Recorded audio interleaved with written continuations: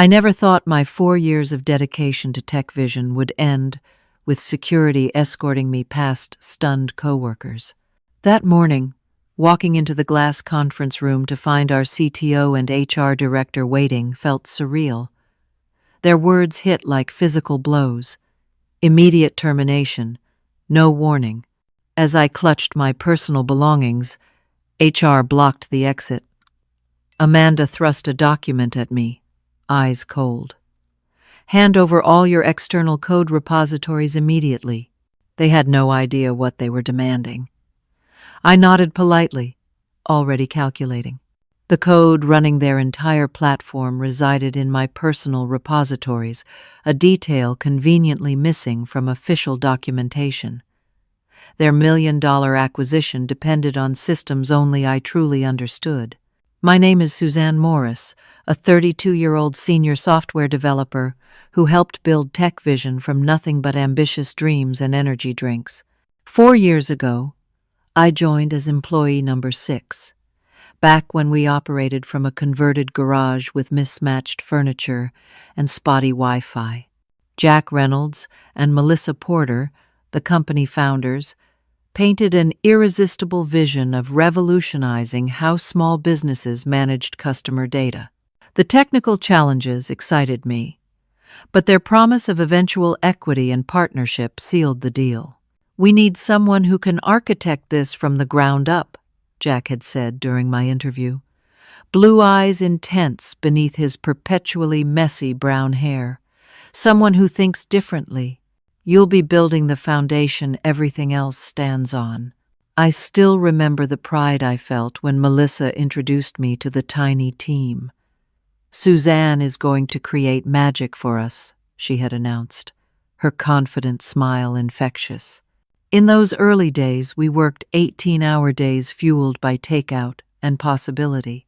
I designed a cutting-edge microservices architecture that could scale with their ambitions, implementing it through a series of custom libraries I'd been developing for years. These weren't just ordinary code blocks, but specialized tools I'd refined across multiple projects, stored in my personal GitHub repositories. "This is brilliant," Jack had marveled 6 months in, when our first major client implemented the system. "The way you've built this makes everything so flexible." What began as a simple data management tool evolved into an enterprise platform serving thousands of businesses across 40 states. My fingerprints were on every critical component: the authentication layer, the data processing engine, the integration framework, all ran on my custom libraries. For efficiency and version control, I maintained these as external dependencies, pointing our production systems to my repositories. It was standard practice for startups moving fast, and nobody questioned it as we grew. The first 3 years were exhilarating. We celebrated milestones with champagne and inside jokes. When I bought my house 2 years ago, Jack and Melissa brought housewarming gifts and helped paint my kitchen. When my sister needed unexpected surgery last year, they sent flowers and told me to take all the time I needed. "You're family now," Melissa had said, hugging me tightly. "That's how we operate." The problems began 8 months ago, when our user base crossed the 10,000 mark, attracting serious investor interest. Suddenly, our scrappy startup culture gave way to corporate polish. The office expanded to accommodate 30 new hires. Jack traded his hoodies for blazers. Melissa appeared less frequently, busy with investor meetings in other states. My invitations to strategic discussions dwindled, then stopped entirely. Then came Trevor Wilson, our new CTO, recruited from some tech giant in Seattle. Tall, perpetually smirking, with perfectly pressed shirts and condescending explanations of concepts I'd mastered years ago.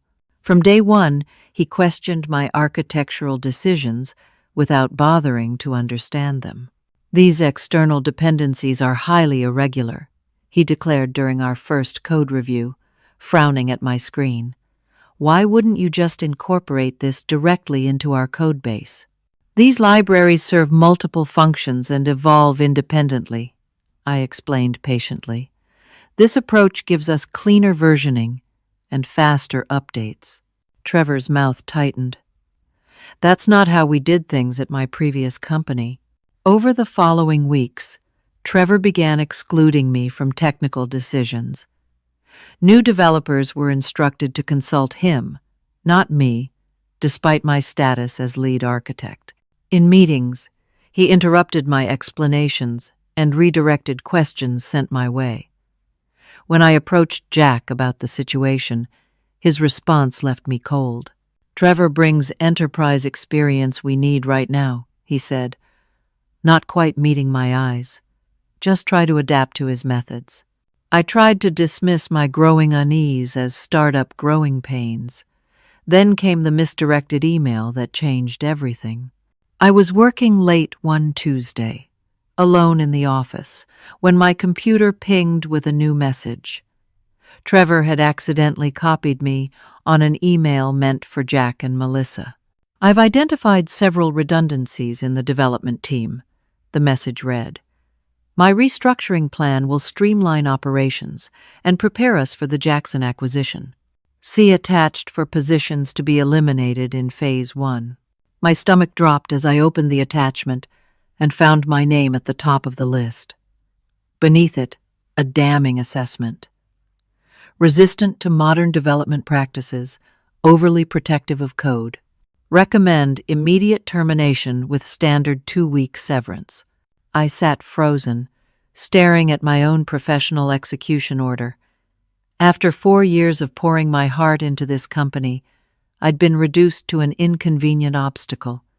I closed the email, feeling sick. Despite this discovery, I never imagined they would actually go through with it.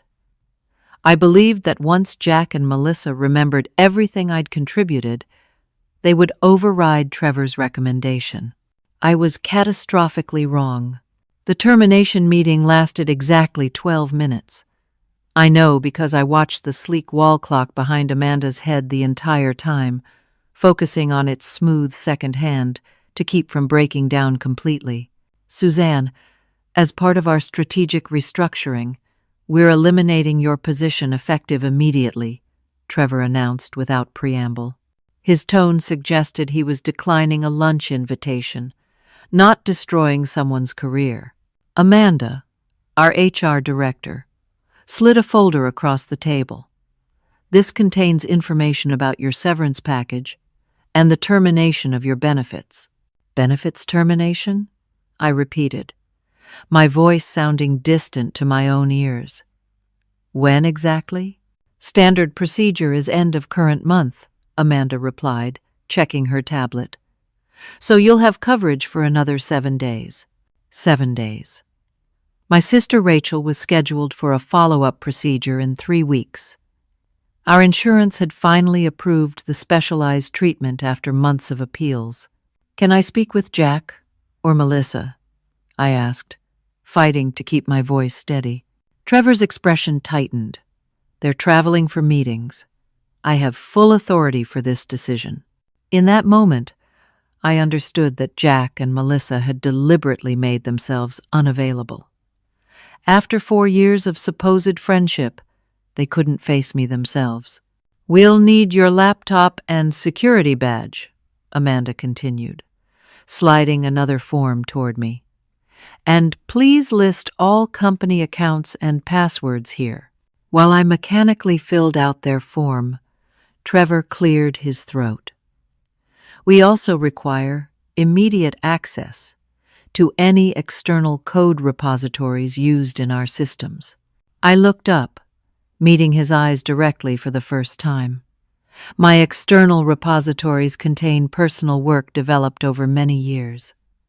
"I'll need to review my contract first." Trevor's jaw tightened. "These repositories are critical to company operations. Withholding access would be problematic." "I'm not withholding anything," I replied carefully. "I just need to review what's covered by my employment agreement." Amanda interjected smoothly. "We can give you 24 hours to provide that information. After that, We may need to pursue other options. The implied threat hung in the air between us. I surrendered my badge and laptop, then endured the final humiliation, being escorted out by security. We walked past the open workspace where I'd spent countless hours solving problems and building systems. My colleagues averted their eyes or stared intently at their screens, pretending not to notice. Only Darren, a junior developer I'd mentored, gave me a small nod of sympathy. The security guard, a kind-faced man named Paul, who had always greeted me warmly each morning, looked deeply uncomfortable. "I'm just doing my job," he whispered as we reached the lobby. "I know," I said quietly. "It's not your fault." Outside in the parking lot, I sat in my car for nearly 20 minutes, hands shaking too badly to insert the key. The magnitude of what had just happened crashed over me in waves. 4 years, thousands of hours, countless nights and weekends sacrificed for the company's success. All ended in 12 minutes, without even the courtesy of advance notice. Financial panic followed the emotional shock. I had closed on my small house just 6 months earlier, stretching my budget to the absolute limit. Rachel's medical bills had depleted my savings, despite insurance coverage. Without income, I had perhaps 2 months before financial catastrophe. I finally managed to drive home, moving on autopilot through light afternoon traffic. My modest 2-bedroom house in a developing neighborhood had seemed like such an achievement when I bought it. Now it felt like a weight around my neck, demanding mortgage payments I suddenly couldn't guarantee. Once inside, I ignored my rumbling stomach and went straight to my home office. I pulled out my employment contract and supporting documents, spreading them across my desk. 4 hours later, surrounded by legal language and sticky notes, I made a critical discovery that sent a surge of hope through my despair. My employment contract, drafted in the company's early days before they had sophisticated legal counsel, contained a crucial oversight. While it clearly established that code written on company time using company resources belonged to TechVision, it made no specific provisions for external libraries or dependencies developed independently. More importantly, there was no assignment of copyright or transfer of ownership for existing code brought into the relationship. I pulled up the GitHub repositories in question. Each one contained years of commit history, many predating my employment at TechVision. While I had refined and expanded them during my time there, their core functionality had existed beforehand. Legally speaking, they appeared to remain my intellectual property. As this realization settled, my phone buzzed with a text from Trevor. "We need those repository access details by tomorrow morning. The legal team is preparing documents." I set my phone down without responding, a plan forming in my mind. The code in question wasn't just incidental to TechVision's platform, it was fundamental. Without my authentication library, users couldn't log in. Without my data processing engine, information couldn't flow between services. Without my integration framework, the entire system would fail to communicate with external tools. And here was the most interesting part. I had deliberately kept the official system documentation vague about these dependencies, not out of malice, but as insurance against exactly this scenario. Years in the volatile tech industry had taught me to protect myself. If someone needed to maintain or modify these systems, they would need me or detailed knowledge I hadn't fully documented. I was their single point of failure, and they had just fired me without warning. By midnight, a sense of calm had replaced my initial panic. I wasn't powerless after all. I had options and leverage I could use to negotiate. I went to bed, resolving to speak with an attorney friend the following day. I woke at 6 a.m. to find 3 missed calls from an unknown number and an email from Amanda requesting an urgent discussion regarding outstanding company assets. The betrayal that had felt so personal yesterday now seemed strangely mechanical, as though I were watching it happen to someone else. They had made their first move. Now it was my turn. Over the next 3 days, I operated with laser focus, ignoring the increasingly frantic messages from TechVision. I contacted 2 attorney friends, Marcus, who specialized in employment law, and Sophia, who handled intellectual property cases.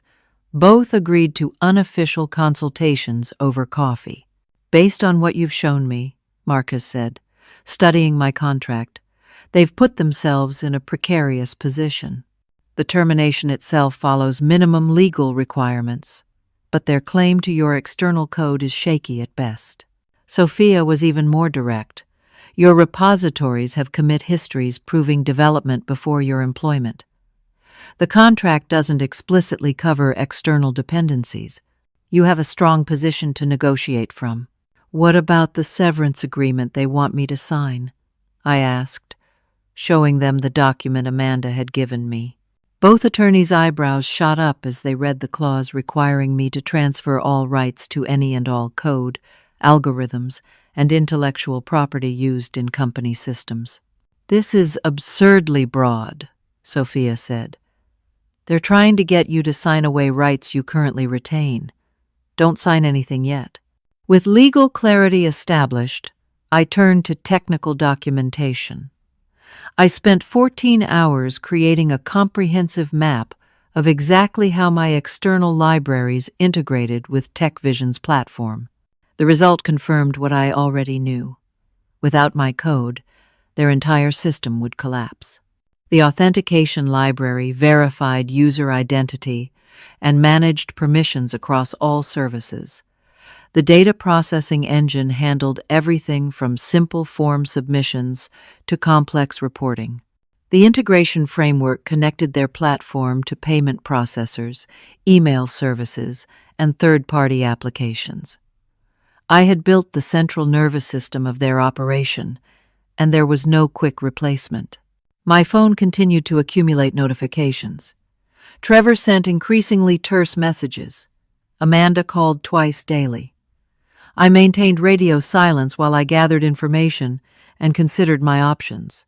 On the 4th day after my termination, I received a text from Darren, my former mentee. They hired a new lead dev yesterday, guy named Alex from some financial tech company. "Trevor's telling everyone you were let go for incompetence and poor documentation. It's BS and we all know it." The accusation of incompetence sent a fresh wave of anger through me. Not content with firing me, Trevor was now attempting to destroy my professional reputation. In a small industry where reputation was everything, this could damage my future prospects severely. Later that afternoon, I received an unexpected call from Jack. After 4 days of silence, the company co-founder finally deigned to contact me.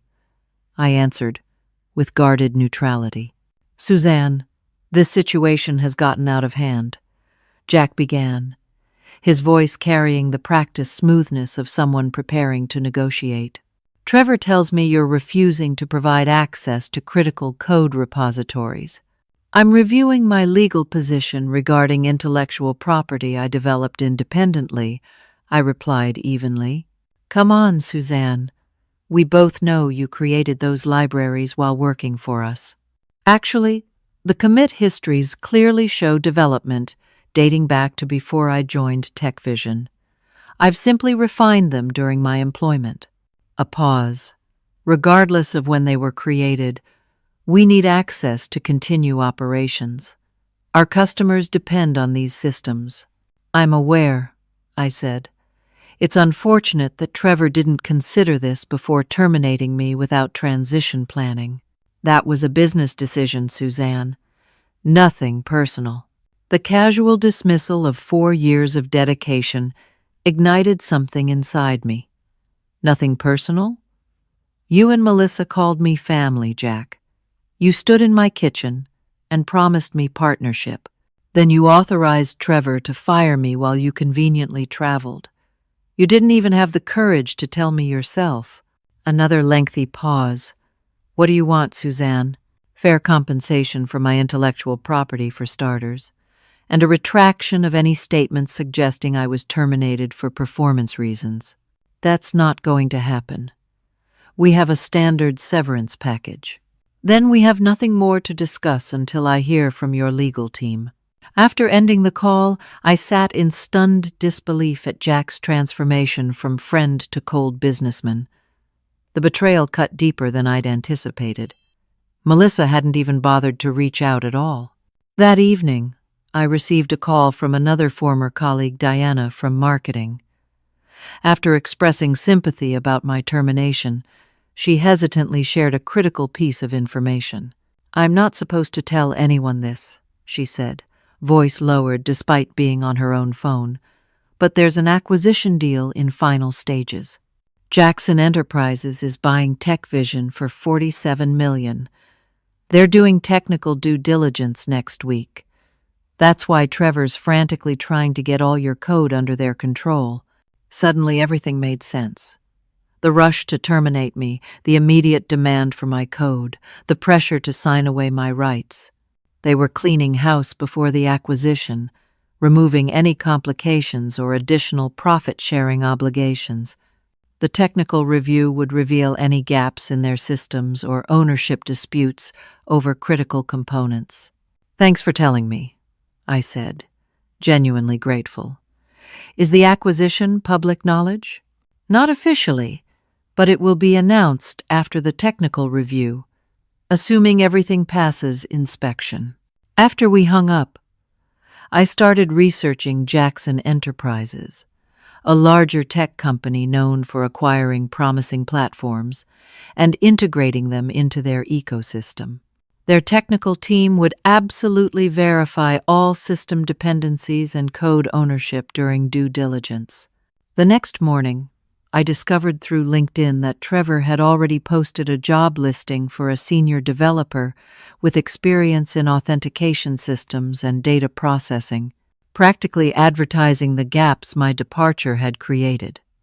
More concerning was a company-wide email Darren forwarded me, in which Trevor announced a documentation overhaul to address gaps left by previous team members.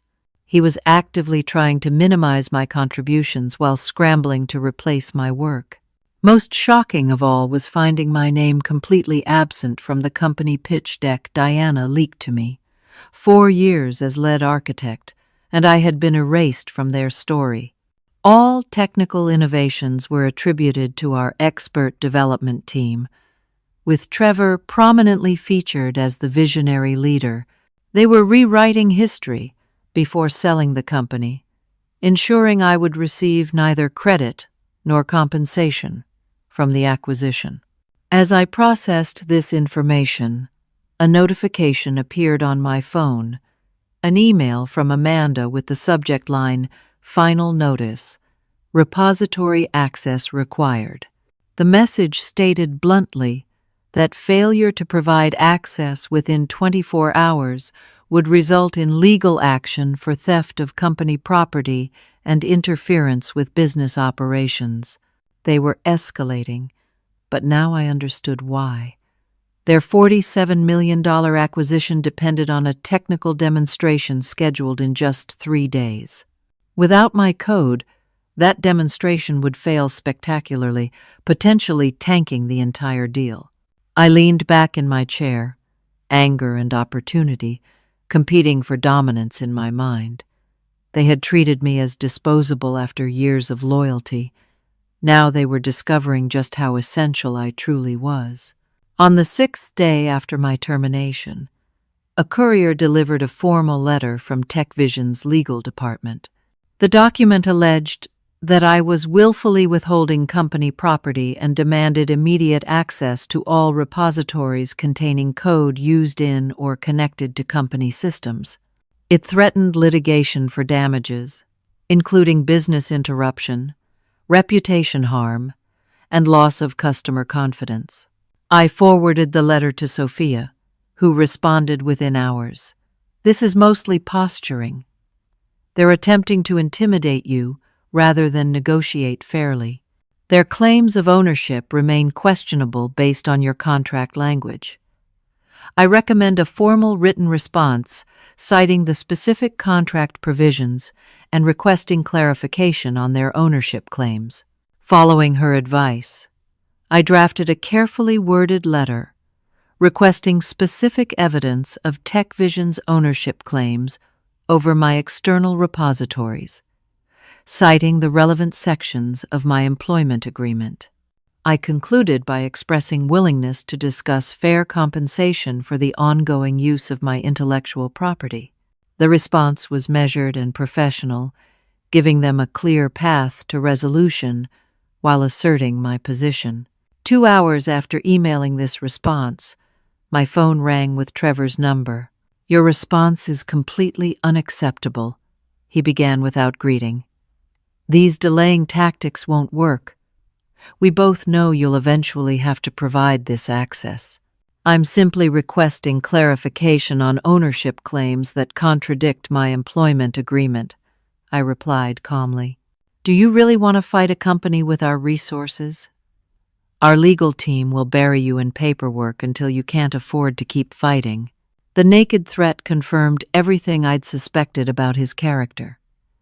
"Is that your official response to my request for clarification? Legal intimidation? This isn't a game, Suzanne. You're interfering with critical business operations. I'm asserting my legal rights to intellectual property I developed." He made a dismissive sound. "We'll see how well that position holds up in court. Expect formal legal proceedings by the end of the week." The call ended abruptly, leaving me shaking with a combination of anger and anxiety. Trevor's threats weren't empty given TechVision's resources, but his aggressive approach suggested desperation rather than confidence. Later that afternoon, my doorbell rang unexpectedly. Through the peephole, I was shocked to see Melissa standing on my porch, looking uncomfortable but determined. I hesitated before opening the door, unsure what this visit meant. "Suzanne," she said, attempting a warm smile that didn't reach her eyes. "Can we talk? Just the two of us?" I let her in reluctantly, leading her to my small living room, the same room where we'd celebrated my house purchase with champagne 2 years earlier. "This situation has gotten out of hand," she began, echoing Jack's earlier words. "I wanted to speak with you personally, woman to woman. 2 weeks ago, that might have meant something," I replied, "before you authorized my termination without even a conversation." Melissa's expression faltered. "Business decisions are complicated, Suzanne. There were factors you don't understand, such as the Jackson acquisition." Her eyes widened slightly, confirming that I'd caught her off guard. "How did you? Does it matter? What matters is that after 4 years of building your platform, I was discarded without warning, and now you're trying to claim ownership of my personal work." "We valued your contributions," she insisted, but Trevor identified serious issues with the technical architecture. "The external dependencies create significant business risk." Interesting timing that these serious issues emerged just before an acquisition that would have entitled me to equity compensation. Melissa shifted uncomfortably. "That's not what happened." "Then explain it to me," I challenged. "Explain why I was suddenly incompetent after 4 years of building the system that's worth $47 million. When she couldn't meet my eyes, I continued, "You didn't come here to explain. You came to convince me to hand over my intellectual property without proper compensation. We're offering the standard severance package, which doesn't cover independently developed code that your company depends on," I countered. "My repositories aren't covered by my employment agreement, and we both know it." Melissa's friendly facade cracked. "What do you want, Suzanne? Money? We can discuss additional severance. I want fair compensation for my work, public acknowledgement of my contributions, and a retraction of Trevor's statements about my performance. That's not possible during an acquisition process. It would complicate things too much. Then we have nothing more to discuss, I said, standing to indicate our conversation was over. At the door, Melissa made one final attempt. We were friends once. Please don't destroy what we've built. I'm not destroying anything. I'm simply asserting my right to be treated fairly after years of loyalty.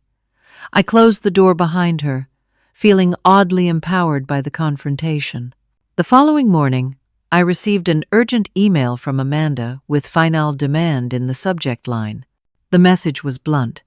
Provide repository access by 5 p.m. today, or we will be forced to pursue all available legal remedies. Attached was a formal document requiring my signature to transfer all rights to the external code. Instead of responding immediately, I reached out to several contacts in my professional network, discreetly asking about TechVision's reputation and recent activities. The responses painted a disturbing picture. Trevor had implemented similar restructuring at 3 previous companies, typically before acquisitions, leaving a trail of discarded employees whose contributions were minimized or erased. More concerning were reports from 2 former colleagues who had already been terminated following my departure. Darren texted that the entire original development team was being systematically replaced with Trevor's former associates at lower salaries, all while rushing to document the systems before the acquisition review. By mid-afternoon, I had confirmed through multiple sources that the Jackson technical team was scheduled to arrive the following morning for a 2-day system review, culminating in a live demonstration of the platform's capabilities. Without my external repositories, that demonstration would fail catastrophically. I spent the next few hours reviewing my code repositories, verifying my legal position, and considering my options. While I had every right to withhold access pending fair compensation, I also recognized the potential damage to my professional reputation if I appeared vindictive or obstructionist. At 4:30 p.m., 30 minutes before Amanda's deadline, my phone rang with an unknown number. The caller identified himself as Daniel Wright, technical director at Jackson Enterprises. "Miss Morris, I hope you don't mind me contacting you directly. We're reviewing TechVision's architecture before finalizing our acquisition, and your name appears throughout the codebase. We'd love to discuss the system design with its original architect." The irony was almost too perfect. Trevor had tried to erase me from the company's history, but my digital fingerprints remained embedded in every line of code. "That's interesting," I replied carefully. "I'm no longer with TechVision as of last week." "Oh?" Daniel sounded genuinely surprised. "That wasn't mentioned in our discussions. Would you be open to a consulting arrangement directly with Jackson? Your expertise would be valuable during the transition." I explained that I was currently resolving some intellectual property matters with TechVision, but would be happy to discuss opportunities afterward. We exchanged contact information, and I ended the call with renewed confidence in my position. At exactly 5 p.m., Amanda called, her voice tightly controlled. "Suzanne, I'm calling to confirm receipt of the repository access as demanded in our final notice." "I've reviewed your demand with my legal counsel," I replied calmly. "My position remains unchanged. The repositories in question contain intellectual property developed independently and not covered by my employment agreement. This is your final opportunity to resolve this amicably," she warned. "Our legal team is prepared to file first thing tomorrow morning." "I understand your position," I said, "but I also understand that the Jackson technical team arrives tomorrow for system review and demonstration." How do you plan to explain that critical components of your platform aren't actually under your control? The silence that followed told me everything I needed to know. They were cornered, and they knew it. "What do you want?" Amanda finally asked, her voice noticeably less confident. "Fair compensation for my intellectual property, public acknowledgement of my contributions, and a retraction of any negative statements about my performance," I stated firmly. "I'm happy to discuss specific terms with authorized representatives." "I'll need to consult with leadership," she said reluctantly. "Of course. I'll await their response." I ended the call feeling a strange mix of vindication and sadness. The company I had helped build, the people I had considered friends, had forced this confrontation through their own actions. Now they were beginning to understand the true cost of their betrayal. The next morning, I met with Sophia at a quiet cafe to discuss my legal position in detail. After reviewing all communications and documents, she provided a clear assessment. "You have a strong case for independent ownership of these repositories," she confirmed. "The commit history clearly establishes development prior to your employment, and your contract doesn't include the typical assignment language for external code. Their increasingly aggressive demands suggest they know their position is weak." "What about their threats of litigation?" I asked. "Standard intimidation tactics. They're facing time pressure with this acquisition, which works in your favor. Court proceedings would take months, potentially killing their deal. They're hoping you'll cave under pressure. So what's my best move?" Sophia considered this carefully. "Document everything. Record all interactions. Maintain a professional tone in all communications. And consider your ideal resolution. What do you actually want from this situation?" It was a question I'd been pondering for days. Fair compensation for my work, recognition of my contributions, and some form of accountability for how I was treated. "Those are reasonable objectives," she nodded. "The question is how to achieve them without damaging your professional reputation or prolonging a legal battle." After our meeting, I returned home to find 3 missed calls from Jack and another formal email from Amanda requesting an urgent resolution meeting with TechVision leadership. They were finally ready to negotiate, but I needed to prepare my position carefully. I spent the afternoon documenting the system dependencies in meticulous detail, creating clear evidence of how my external repositories integrated with their platform. As I traced these connections, I noticed something I hadn't fully appreciated before. The authentication system that controlled access to all platform features checked a configuration setting on startup. This setting, if modified, could redirect all traffic to an alternate domain. It was a standard feature I'd implemented for disaster recovery scenarios, allowing quick redirection if the primary domain failed. But it could serve another purpose entirely. I stared at my screen, considering the implications. With a few simple code changes, I could modify my repository to include a conditional redirect. If my access was revoked or changed without proper authorization, the system could automatically redirect to my professional website. It wouldn't damage any data or permanently harm the platform, but it would immediately demonstrate my code's critical importance. The ethical implications troubled me. I had always prided myself on professional integrity. Was this crossing a line into sabotage? After careful consideration, I decided that a temporary, harmless demonstration of my code's function wasn't unethical given the circumstances. I wouldn't damage their system or compromise user data. I would simply illustrate the reality they were trying to deny. Their platform depended entirely on my work. I spent 3 hours implementing a careful modification. The code would check for specific conditions. If my repository access was revoked without proper authorization through a negotiated agreement, it would activate a timed redirect to my professional domain with a simple message about technical difficulties. The redirect would expire after 24 hours, giving them time to recognize their mistake without causing permanent damage.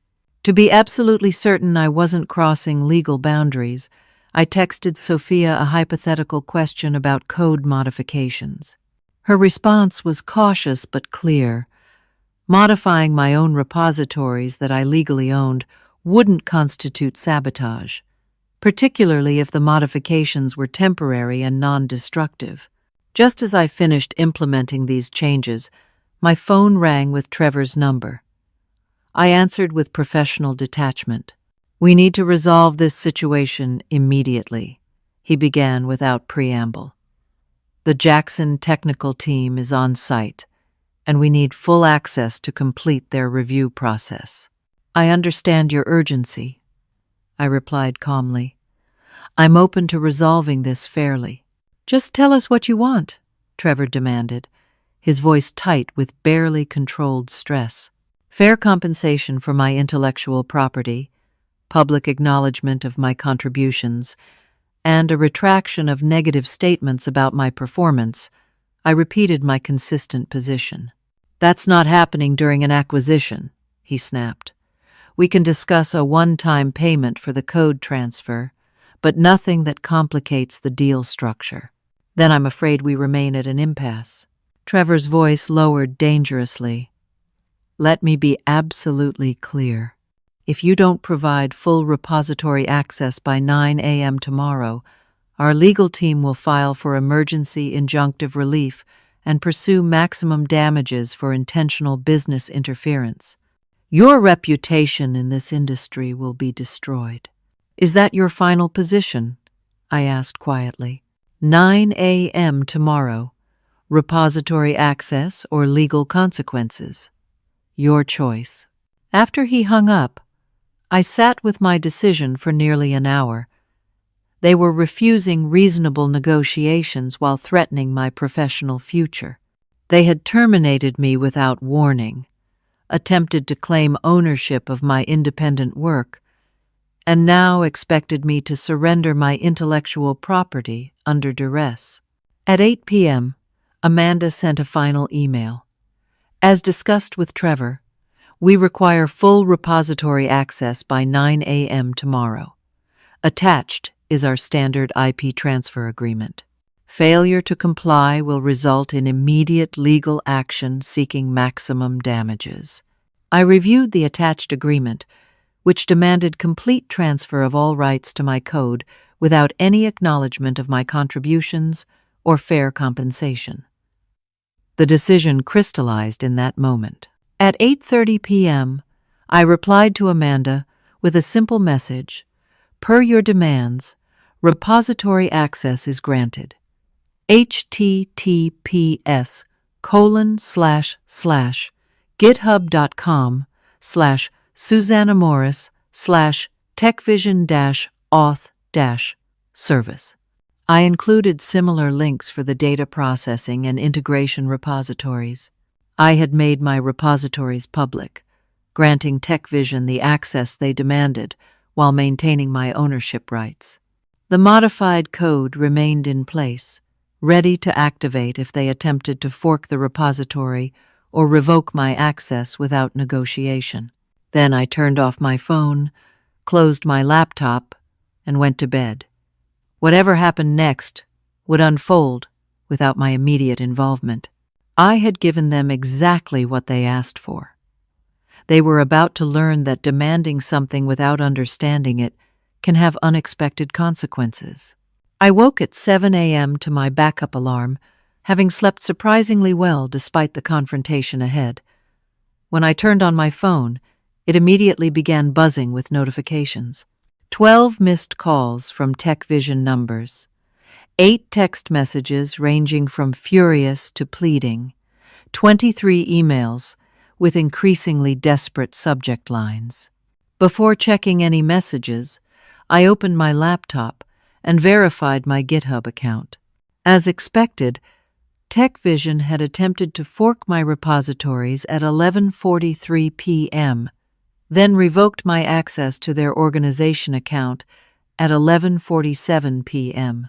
The automatic conditions I'd set were triggered at exactly midnight, giving their technical team almost 12 hours to discover and attempt to reverse the changes. I opened my professional website and found it experiencing unusually high traffic. A quick check confirmed what I expected. The entire TechVision platform was now redirecting to my site, where visitors saw a simple, professional message: technical difficulties with authentication services.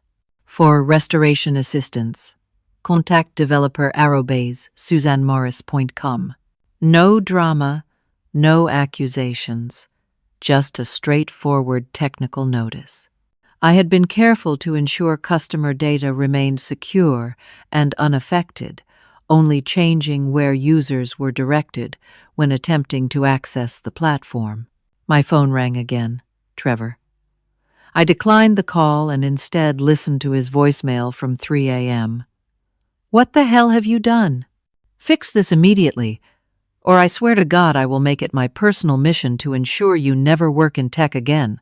Jack had called at 4 a.m., his message considerably more measured.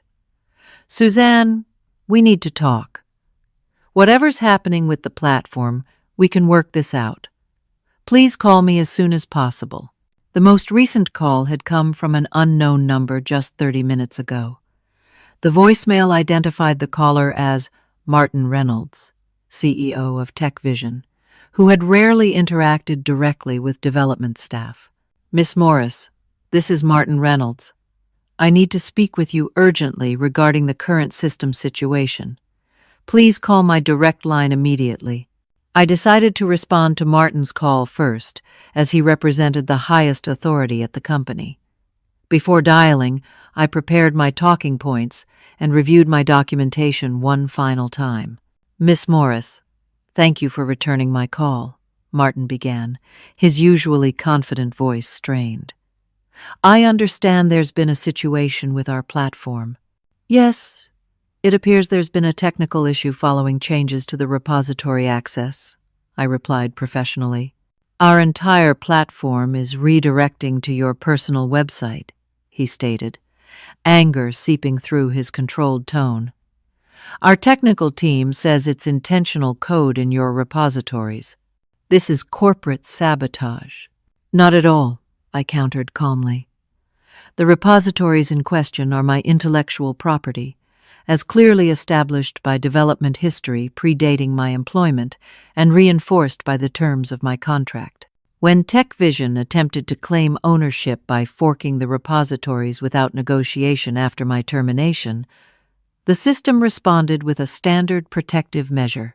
"Standard protective measure?" Martin's voice rose. "Our platform is down during a critical acquisition review. The Jackson team witnessed the entire system failure." "That's unfortunate timing," I acknowledged. "Perhaps Trevor should have considered the implications before terminating the person responsible for core system architecture without transition planning or proper ownership verification." A long silence followed. When Martin spoke again, his tone had shifted from anger to tense negotiation. "What will it take to restore normal operations immediately?" "The same terms I've consistently requested. Fair compensation for my intellectual property, public acknowledgement of my contributions, and a retraction of any negative statements about my performance. The Jackson team is waiting. We need this resolved now." I understand the urgency. I can temporarily restore service for 24 hours to facilitate good faith negotiations. Another pause. "Do it. Then be at our office at 2 p.m. for discussions with our legal team. I'll need written confirmation that this meeting represents good faith negotiations rather than an attempt at legal intimidation. And I'll be bringing my attorney." Martin agreed tersely, and I ended the call with a promise to restore service within 30 minutes. True to my word, I implemented the temporary restoration code immediately, confirming normal platform operation before sending notification to Martin. At 1:30 p.m., I arrived at the TechVision office with Sophia, both of us dressed in professional business attire.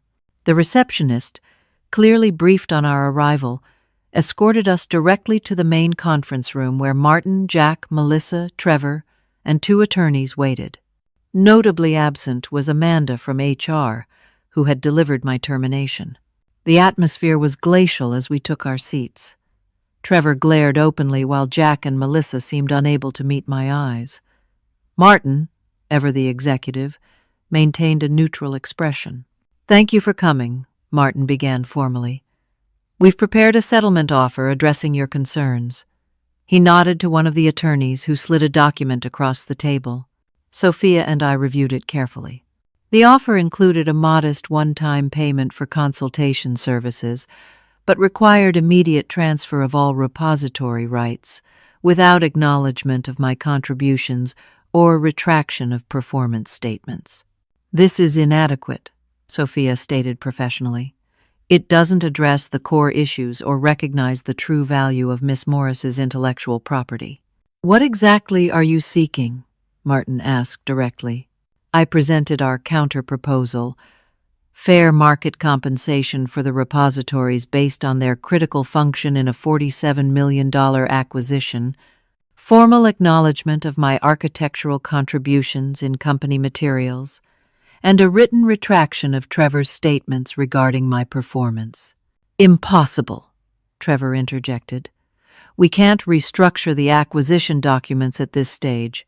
Before Martin could respond, the conference room door opened, and a man I recognized from his LinkedIn profile as Daniel Wright from Jackson Enterprises entered with 2 colleagues. "I hope you don't mind us joining," Daniel said, nodding to Martin before turning to me. "Miss Morris, we spoke on the phone. I'm glad to meet you in person." The atmosphere shifted dramatically with their entrance. Martin looked distinctly uncomfortable, while Trevor paled visibly. "We've been reviewing the platform architecture," Daniel continued, taking an empty seat. "Quite innovative work, especially the authentication and data processing systems. When services went down this morning, we were concerned until we traced the issue to repository access changes." He turned directly to me. "The commit history clearly shows you developed these components over several years.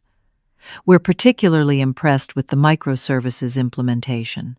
Trevor attempted to interject, but Daniel continued smoothly. "At Jackson, we value technical innovation and proper attribution. We'd be very interested in bringing the original architect on board during integration, assuming ownership matters can be resolved appropriately." The implication was clear. Jackson understood what had happened and recognized my value. More importantly, they were signaling that the acquisition might proceed, regardless of TechVision's internal disputes, provided I was involved in the transition. Martin, ever the pragmatist, quickly adjusted to this new reality. "We were just discussing a comprehensive resolution that recognizes Suzanne's valuable contributions." For the next 2 hours, negotiations proceeded with new momentum. With Jackson representatives present, TechVision could no longer dismiss my contributions or threaten my professional reputation. Instead, substantive discussions addressed fair compensation, proper attribution, and ongoing consultation during the transition. By 5 p.m., we had reached a preliminary agreement: significant compensation for my intellectual property rights, formal acknowledgement of my architectural contributions, a written retraction of negative performance statements, and a consulting contract with Jackson during integration. In return, I would transfer repository ownership and restore full system functionality immediately. As the meeting concluded, Daniel approached me privately. Impressive architecture and an equally impressive negotiation. We could use talent like yours at Jackson beyond the transition period. I thanked him for the interest while keeping options open. After 4 tense days, I had achieved everything I sought: fair compensation, professional recognition, and accountability for how I'd been treated. As I left the building where I'd worked for 4 years, I felt a complex mix of vindication and closure. The company that had discarded me so casually now understood my true value. More importantly, I had stood up for myself and protected my professional legacy. Trevor avoided eye contact as we departed. Jack and Melissa attempted awkward goodbyes that I acknowledged with professional courtesy. Only Martin, who had never pretended friendship before betrayal, earned my respect for his pragmatic resolution once the facts became clear. Outside in the warm afternoon sun, Sophia smiled. "Well negotiated. You stood your ground without burning bridges. Thank you for your help," I replied sincerely. "I couldn't have navigated this without your guidance." As we walked to our cars, I realized that what had begun as a painful termination had transformed into an unexpected opportunity. Sometimes being underestimated is the greatest advantage of all.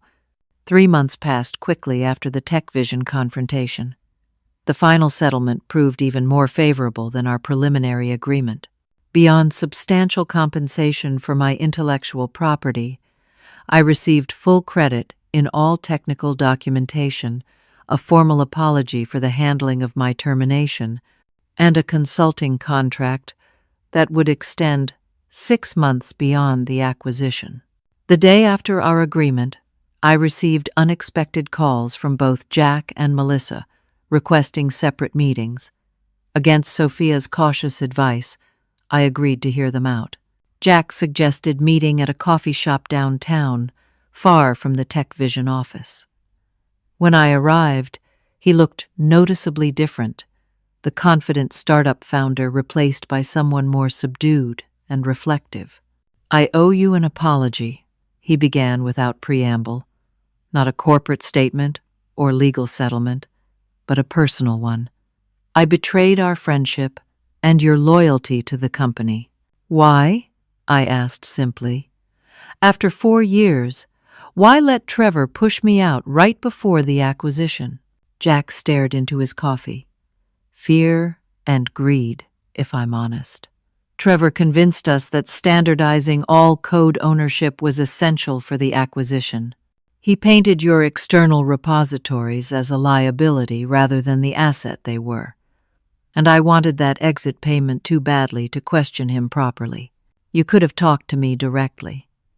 We could have found a solution that respected everyone's interests. You're right. Instead, I avoided the hard conversation and let Trevor handle it his way. I convinced myself it was just business, not personal. I was wrong, and I'm deeply sorry." His apology seemed genuine, but trust, once broken, couldn't be instantly restored. "I appreciate your honesty, Jack. It helps me understand what happened. Can we salvage anything from our friendship?" he asked hesitantly.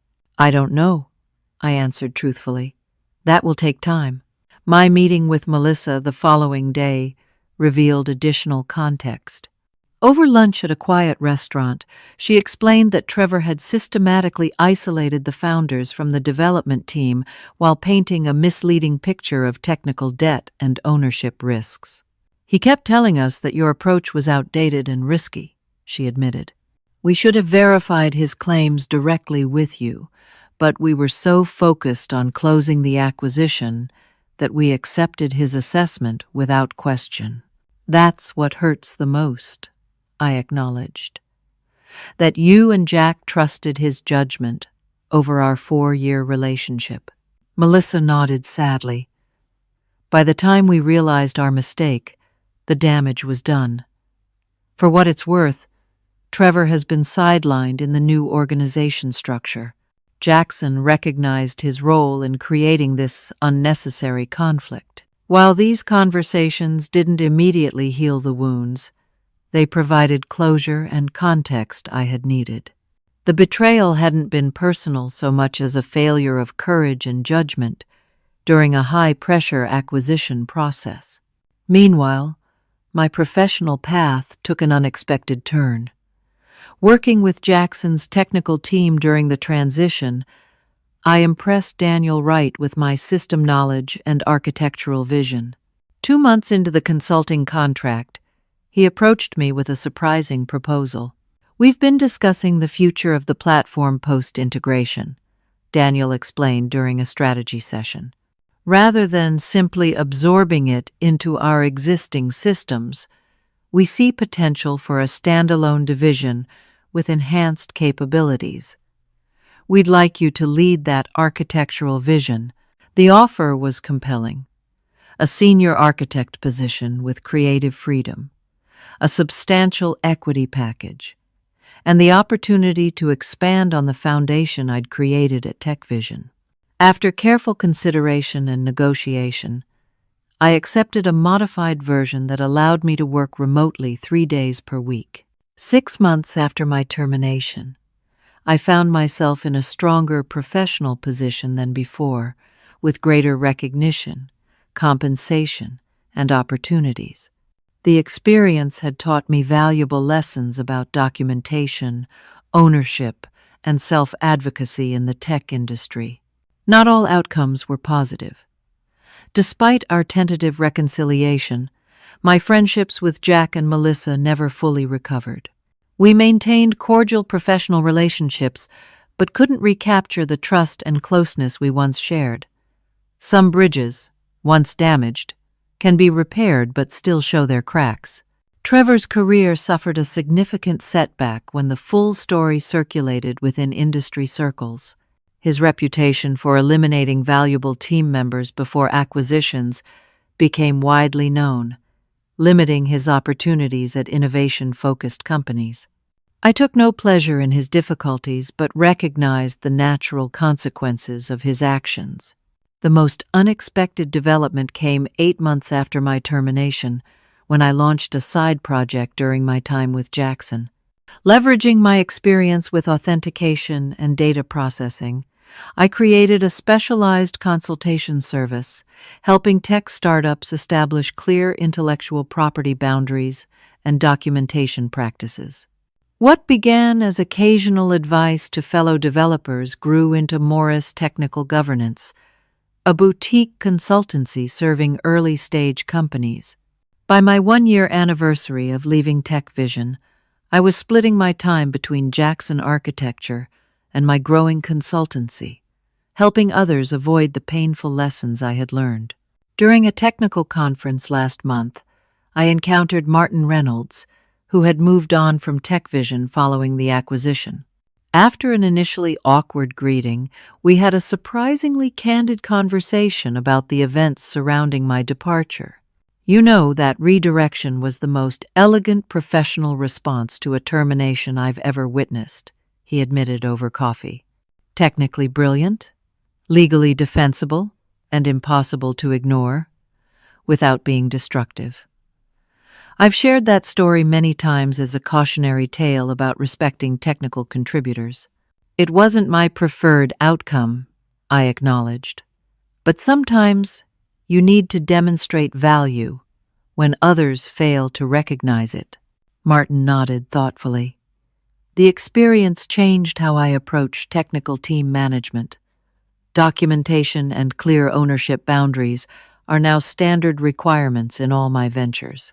Expensive lessons are often the most valuable. As I reflect on this journey 1 year later, I recognize how a painful betrayal ultimately led to greater opportunities and personal growth. I learned to value my contributions appropriately, document my work meticulously, and advocate for myself professionally. Most importantly, I discovered resilience I didn't know I possessed. The code that once powered TechVision now forms the foundation of a larger platform serving millions of users. My name appears in the architecture documentation, my contributions acknowledged properly. The repositories that caused so much conflict are now properly licensed and attributed, with clear ownership boundaries that respect everyone's interests. If I could go back and advise my younger self, I would emphasize the importance of clear documentation, explicit ownership agreements, and recognizing your true value in professional relationships. Technical brilliance means little without the confidence to stand up for yourself when necessary. In the end, redirecting their platform wasn't about revenge, but about demanding appropriate recognition and compensation. Sometimes the only way to demonstrate your value is to let others experience your absence. The empty spaces we leave behind often speak volumes about our true contribution. Have you ever had to stand up for yourself professionally when others failed to recognize your value? I encourage you to share your experiences in the comments below. How did you advocate for yourself in difficult workplace situations? Your stories might help others facing similar challenges. And if you found my journey insightful, please like this video, subscribe to the channel for more authentic professional stories, and share with anyone navigating complex workplace dynamics. Thank you for listening to my story, and remember that sometimes the most powerful response to underestimation is quiet, undeniable competence.